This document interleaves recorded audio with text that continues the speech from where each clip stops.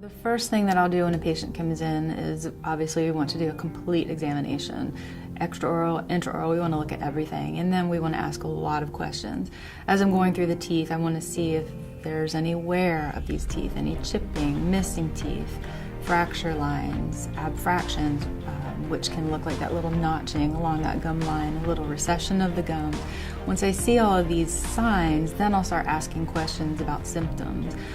And then I'll start educating the patient about what an abfraction lesion is, how, with an improper bite, the forces can be misaligned against the teeth, creating some of that recession, and there's that notching along the gum line. Patients don't realize what that's coming from. They think that it's from their toothbrush, brushing too hard.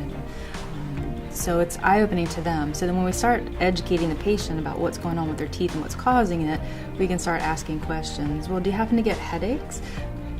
Sometimes, but then it leads on to every day. So the patients don't really associate some of the symptoms that they're having with TMJ issues. So I'll ask them, do you ever get ringing in your ears? Do you have neck pain? Of course, we want to do palpations on the neck and the head, and we find some sore spots. So we just start talking to patients about all of these things, and then the patients, it clicks with them. They say, I have all of these things.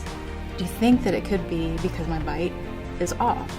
Well, I think absolutely it could be because your bite is off. I said, well, why don't we, and then I'll ask the patient, are they interested in doing a complete workup, and I let them know how it would benefit them.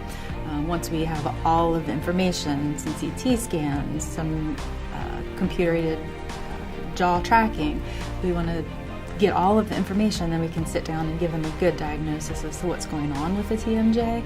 They may have TMD, temporomandibular disorder. The joint, of course, is the jaw joint right here, so we say TMJ, temporomandibular joint. If there's a problem, it becomes a disorder. So we want to diagnose that disorder. So it takes some time to diagnose, but a lot of it is talking with the patient, educating them, finding out what their symptoms are, documenting all of their signs, and then once we have the whole picture, we can sit down and talk about different therapies, whether it would be replacing some missing teeth, orthodontics, maybe replacing some worn or broken crowns. The treatment varies greatly between each patient.